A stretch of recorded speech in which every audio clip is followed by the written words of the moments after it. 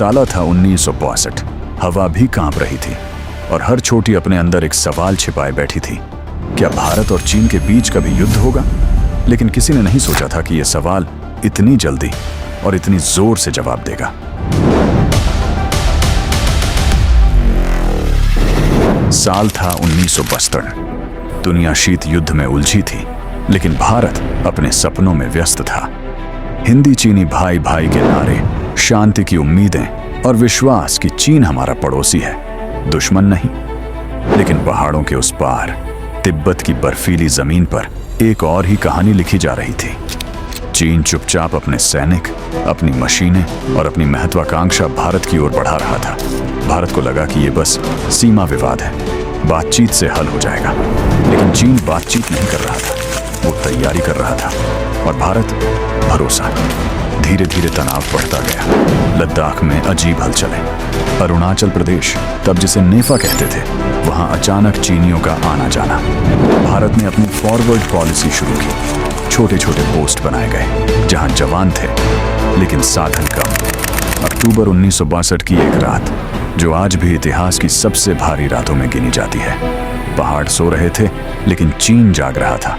और फिर पहली गोली चली। और यह सिर्फ गोली नहीं थी, ये एक झटका था जिसने भारत को भीतर तक हिला दिया। एक ही समय पर कई मोर्चे खुल गए। लद्दाख, तवांग, सेला, वालांग। भारतीय सेना चौंक गई, लेकिन रुकी और नहीं। संसाधन कम थे, कपड़े पतले थे, हथियार पुराने थे, लेकिन दिल पूरा शेर था। वो जवान जो पहाड़ों पर खड़े थे, जानते थे मदद तुरंत नहीं आएगी। फिर भी उन्होंने कहा, जहां खड़े हैं वहीं आखिरी सांस तक खड़े रहेंगे। चीन की सेना संख्या में कई गुना ज्यादा थी, लेकिन आप सोचिए, हवा इतनी ठंडी कि सांस भी दर्द दे, छोटी इतनी खड़ी कि खड़े रहना मुश्किल, नीचे घाटी इतनी गहरी कि कदम चूकते ही मौत पक्की। और इन हालात में भारतीय जवान लड़ रहे थे, मुस्कुराकर। लेकिन असली तूफान अब भी बाकी था। 18 नवंबर 1962। स्थान रेजांगला। ऊंचाई 18,000 फीट। तापमान 0 से कई डिग्री नीचे। सिर्फ 154 भारतीय सैनिक, सामने 3,000 से ज्यादा चीनी सैनिक। इतना अंतर कि गणित कहे ये लड़ाई हार है, लेकिन इतिहास ने कहा ये लड़ाई साहस है। मेजर शैतान सिंह अपने जवानों के साथ पोस्ट पर खड़े थे। धीरे धीरे चीनी सैनिक चारों ओर से घेरने लगे। पहले गोलियां, फिर ग्रेनेड, फिर हमला। लेकिन भारतीय जवान बस एक ही लाइन, यहां से पीछे नहीं हटना है। गोली खत्म, तब भी हमला जारी। मोर्टार खत्म, तब भी जज्बा जारी। सैनिक घायल, तब भी चिल्लाकर कहते, अगले मोर्चे पर कवर दो। बर्फ में जमते हुए भी लड़ाई, चोटों से लहूलुहान होते हुए भी लड़ाई। मेजर शैतान सिंह का शरीर ठंड से नीला पड़ गया था, लेकिन उनकी आवाज जवानों को कह रही थी, दुश्मन को आखिरी आदमी तक रोकना है। और वो रुके, आखिरी सांस तक रुके। 134 में से 114 वीर शहीद हो गए, लेकिन चीन की एक पूरी बटालियन तबाह हो गई।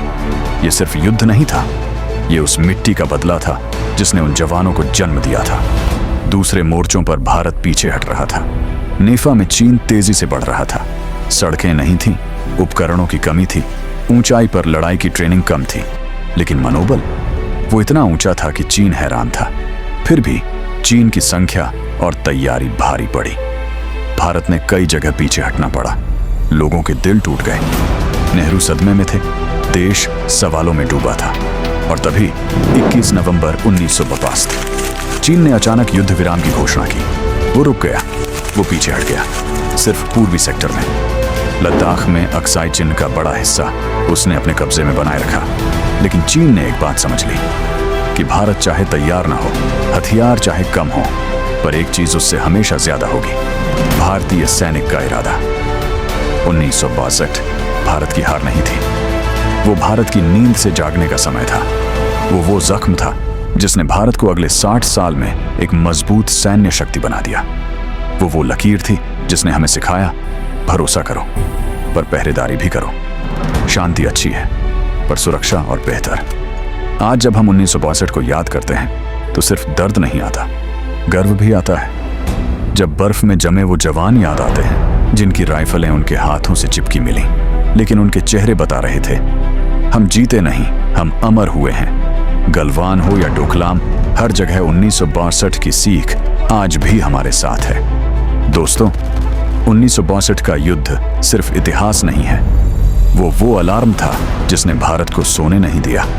और आज हम जो मजबूत भारत देखते हैं, वो उन्हीं वीरों के बलिदान की नींव पर खड़ा है। अगर यह कहानी आपको गर्व महसूस कराए तो चैनल को सब्सक्राइब करके इस कहानी को ज्यादा से ज्यादा लोगों तक पहुंचाएं। जय हिंद, जय भारत।